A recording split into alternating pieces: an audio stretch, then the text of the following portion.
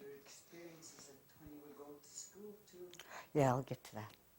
I'll tell you a story about crazy thing. Two more crazy ones. You'll get mad. I'll feel sorry. I think I'm crazy. Go ahead, we're ready. You know, I was talking about the minerals, you know, when we used to go over there. See, they teased me because I could take a tease. And you know, I don't get mad either. So I was up there and I was Louis Pierre. This, you know, back I was to them, that was scrap. You know, if I don't, he's going, give me hell. Well, they're going to raise hell with me if I didn't go on the horse. And it was more crickets. You put it in your pants, your bloomers, you know. So what happened?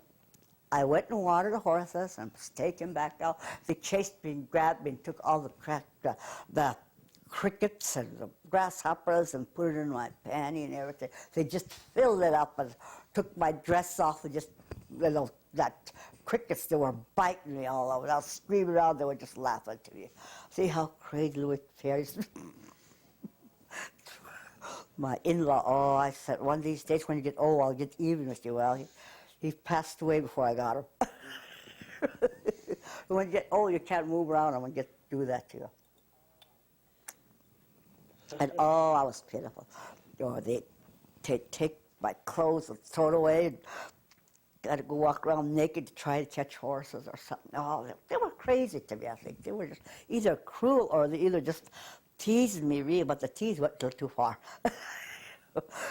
And then one time, I and my Aunt Mary Sophie went to picking huckleberries above Ronan. And we were staying at the outside Ronan, other side Ronan. It's where my aunt was staying, but they had another house up at the hill. So we went, and she told me, well, let's go pick huckleberries. We'll go.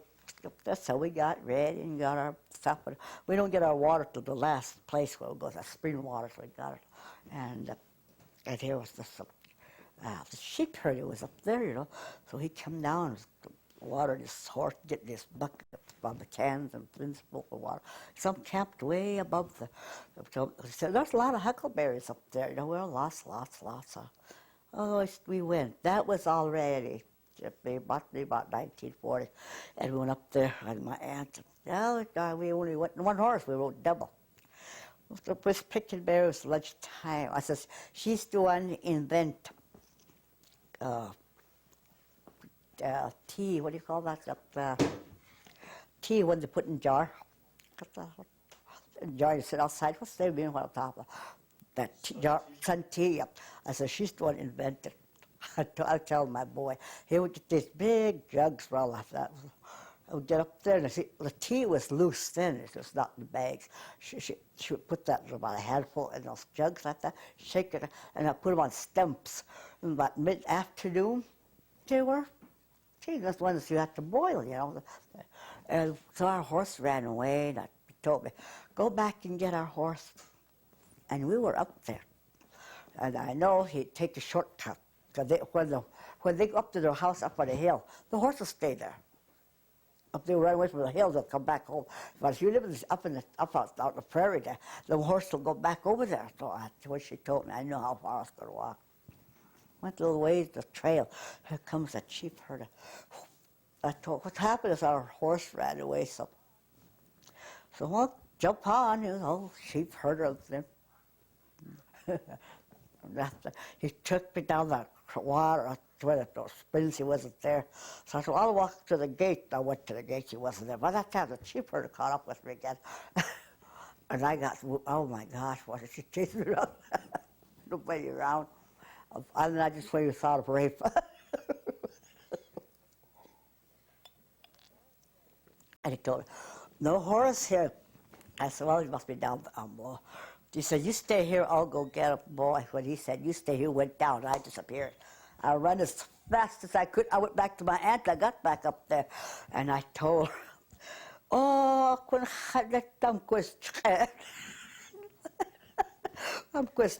watch me as to dick me good. She told. Then pretty soon here come that sheep herd. Here's your horse. And my aunt laughed. I would say you're thinking of rape. He didn't do it. He was doing you good. It's just all in your mind. Well, at that age of 13, getting a leer at. Hear these stories, you know, from the old people talking about you. And especially this old lady, Chamatka. She's always talking. She talks English and so talks like that. So we got back and she told my son, tell me about, oh goodness.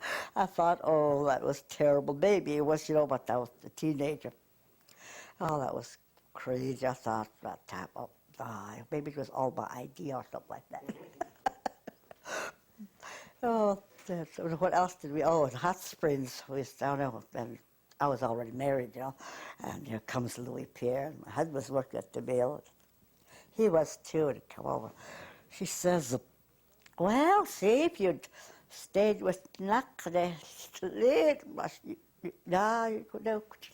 you'd be well off, you know. He's well off guy. That old guy was, oh God, I thought he'd forget I was married or I had kids, so I thought he'd forgotten about it. He still remind him, tell me about it, you know.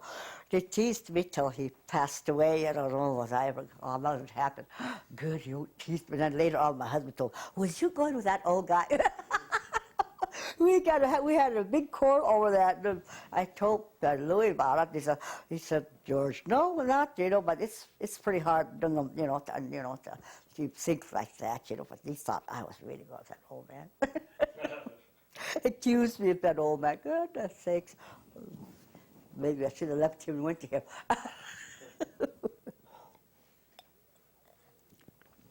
And I went to school at the Ursuline. I went to school there for 9 years, but I didn't graduate. The reason I didn't graduate was every time my mother was widowed then, and my brother, God, he was in prison. The other one stays home, you know, but then he was running around already. But he comes home and he was starting to work, the young other one, Dave. And my mother would come and get me from the Ursuline when she needed me to work, to help her out to the ranch, to take care of the horses or do some fencing or go bitter around middle of May and school ain't out, you know. I'd get out not to go. My sister didn't go ride, not go place like that. Her health wasn't not too good a long time ago, but still like that. And so I used to go that. Then one time, which she told me, well, today we're taking the horses to Camas Prairie. That's when these fences are in already. That's back in about 1940, I guess. Oh my gosh, take these horses to town. And it was a stud. One of them was a stud horse. And the other ones were all other gills, bears. We had about 10 head to move. Oh, and she told me, you take care of that stud. I says, me? I'll guarantee you I'll be dead before we get Sloan's. Somebody will shoot me or shoot him. He was no good. There was no fence for that stud. So away we went. She told me, you take the lead, the horse will follow. I said, if the horse jumps on the field, them others are going to try. We went down by North Crow Creek. There was horses way out there. That boy put his ear down, his tail, let his tail start hit for that front. He just jumped over those fences. The one on his right just went like that and followed him. I finally slowed him down. The other ones passed me. They were running so fast. He went over, crossing, chasing those mares. These others went through, and one hit the fence and fell over. The other one, and they stopped, you know, and one got caught. Well, he got caught. Poor wildlife. So we had to get off. He was all cut up with everything. But then I always carries bandages and stuff. We doctored the horse. We got him all out. She told me, now go get him. How in the hell am I going to get him? So that's what I told her. I would go after the owners if there's a house waiver. If they could open the gate. He won't open, you don't need no gate, I says. She told me, he'll come back up. Turn up. I'm going to ask those people because I'm not going to get shot over that old stud. I wouldn't told us. So he went with me, you know. We finally got him out of there and we start going. I told Louise, I told her, you lead. I says, I said, I'm not going to live to get the Sloan. And this other place, he did that. He went and broke a fence where this guy comes and says, if you don't take that damn thing, I'll shoot you, then I'll shoot the horse. I told my mom, I told you I was going to get the Sloan. After that, she roped it tight, tight, tight. You know, she took it tight, the tightest price that she could. She wrapped it on the saddle horn. She was, because she could ride. I started riding when I was 3 years old. The way we went, was I happy. We went just nothing but gates, gates, gates. We stopped by the open. We went to what you call Whiskey Trail, you know. Put some more horses, some more bears. My mom turned them loose. This is open range. That was open range then. That when you cross through that big hill mountains towards Camasbury. So that horse, you know, he went running around over there. Pretty soon he come back and mind his own business. Went with us clear to Camasbury. After she lead, you know, what I lead, he didn't listen. He chased all those bears. And he come back, was way down a hill, caught up with us, and he's right by my mom. That's ugly. Said, I wish you got shot. Oh, he had these hooves were pitiful. They got long like that. You know, no, kind of. That was one of my experiences. Then one time I come back from Camasbury, my mother told me, get some water. You always want to drink water. My aunt made us lunch, dozen eggs and bread, and East bread and pie. Take some water. You know, so we went, came, got the Sloans, and she told me, take some water. Was left for lunch. Come on this side, Sloans. Oh, I got thirsty before we got to North Crow. And oh, we went through one puddle of water. You know, we took a shortcut that was open. Just, oh, that water looked good. I got down. Before we stopped, I ate the whole dozen eggs. I ate them all. I didn't eat it. Just told my mother, told me, it's hot.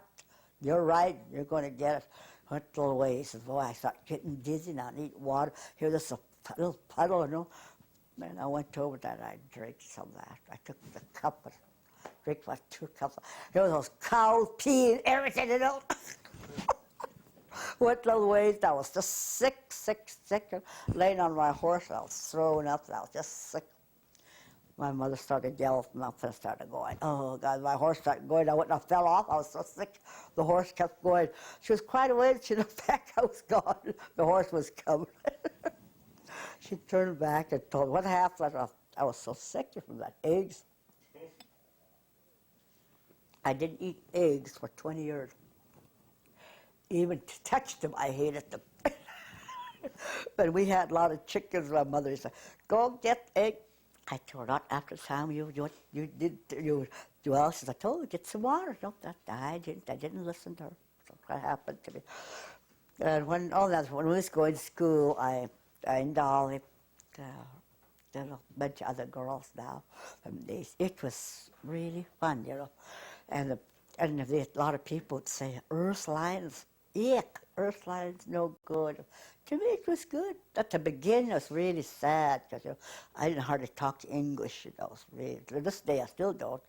And it was too loud. You know, but towards the end, I really liked it, Earthline, you know. I sent my kids there when they closed down. It was nice. It was nice school. I wish they kept it to all our children. I think they learned there if they left that building there. If the nuns didn't leave us, and we brought our children there for them to take care of. I think our children would be, you know, learn a lot.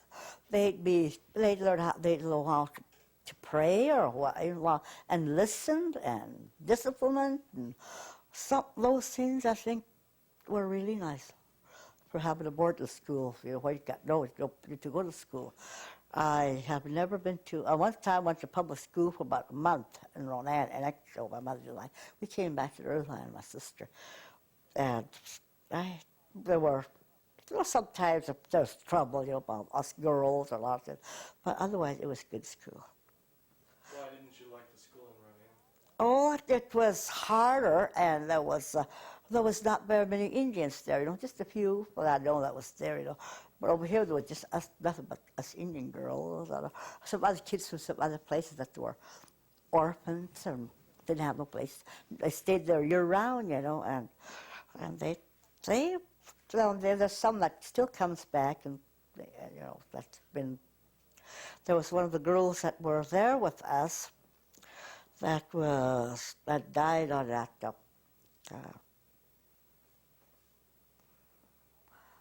Jim owned the football all that take that medicine, they all stuff like Kool-Aid. Died overseas by Jimmy.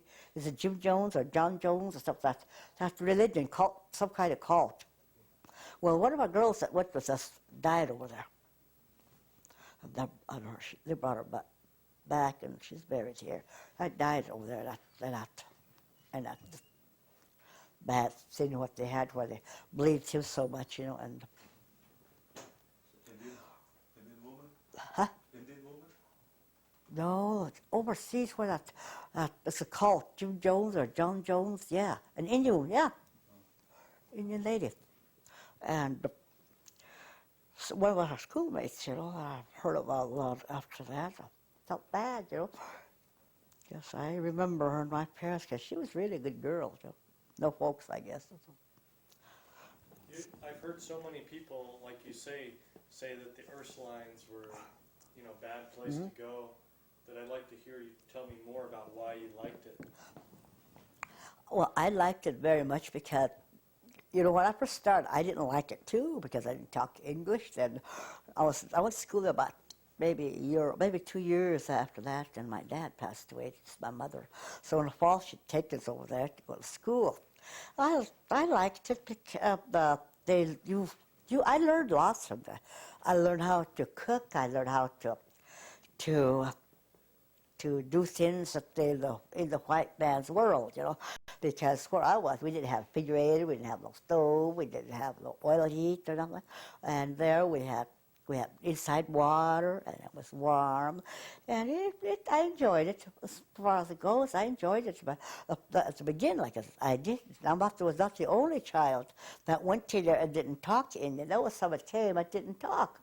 She remembers when the time they came, they didn't talk Indian, and we met a lot. I met a lot of girls and boys who went to school there. It was sometimes, I think it was like an orphanage, you know, like an orphanage. A lot of kids come there. Some people come from all over to go to school there, girls and boys. I liked it. The sisters were good. As we got old, remember, we got sassy with our teachers. We got no good to them when they got no good to us, and they didn't punish us hard. But I know they used to punish other kids hard because they would get a little. And I liked it, that Earthline school very much. I think the boarding school's good. To me, it is. I think it is. Later on, kids start getting sent away to other schools, you know, like Pierre, South Dakota, and then what else? Chemawa. I don't know. My dad graduated from Chemawa, from the grade school. And he always talks about it. You know, the other people talk about it terrible too, you know, but you know, kids have died from something that they took down, quite a few. About maybe 2 or 3 of them got poisoned, but I think there's one died from something that they were eating a long time ago. That's what I heard. I don't know. But learn how to pray. That's real something I know. And a lot of them there that I know nowadays that went to school there, they're what you call the nowadays ladies that went to school there, you know, they don't talk good about it, you know. I know quite a few about it. Oh, that was ugly school I ever went to us as well. You learn how to pray and do this. She said, that's why I don't pray now, because I prayed all that time. I said, ain't that. You're supposed to keep on praying. Oh, you preach too much because you went to school there. Sure, I'll preach to the end of the world. I'll preach to the end of the world. When my kids come home, I preach to them. And now it's different. They're realizing, I guess they're getting old. They don't tell me, well, you learned that from the Earthline. That's my own kids, you know. No, they have respect for a lot of things now. They don't say, well, you're old. The only time I get to old times when I forget, you know. Old time disease, you know. And otherwise, they respect the religion. And would those Ursulines punish people for practicing the Indian beliefs, spirit? Not that I know. No, not that I know. Nothing like that. Only, Well, they had to holler at some to talk, you know. Remember the last two that came there that didn't know how to talk English? My sister used to take care of them and interpret for them, you know. And they, and this girl used to make fun of us when we talked in English, you know. She'd giggle and talk, and mad at all. You can't, we can talk suyapi. You got takstam su them it's to do them quake the quet kuya. You know what I'm talking about. I know it's what's kind of suya. I don't want to mention the person, but maybe one that went to school with me will remember who I'm talking about. And my sister used to interpret, and there was another girl, Mabel, used to interpret for Mabel. And she didn't make fun of us or anything, but she was really want to learn to talk English. She learned, and she was all right. She learned, and she was smart. Just passed away too. She didn't make. Well, this other two, I remember, just make fun of us because we talked English. And then as years come, like I said, everything changed. They go to school, to the public school now, you know, and they got Eagle River School, and also that in the past few years ago that I've been taking care of my grandchildren. First one I got a girl I took care of, a girl and boy. They're both graduated this year from grade school. All they did was, before my husband, Martin, died, we stayed with us. Their folks were here, but we took care of them. And we talked to them in Indian. That's all they did was talk Indian. Two, boy and girl. They were just a year apart. And once they went to school once, and they come home, and my grandson had a note. And he says, he says, and that's what did he say? And he started crying. He gave me the note. And I got mad. I told my old man, all right, after the day. And we're not talking to them English. The principal wrote me a note and told them kids not to come to school and talk Indian. So I said, well, all right. And I told Martin, we're talking to them English, no more Indian. And now they don't even know one, maybe not even one word, just a few, they remember him. That's Michael and Mary Jo Bass. They didn't. They were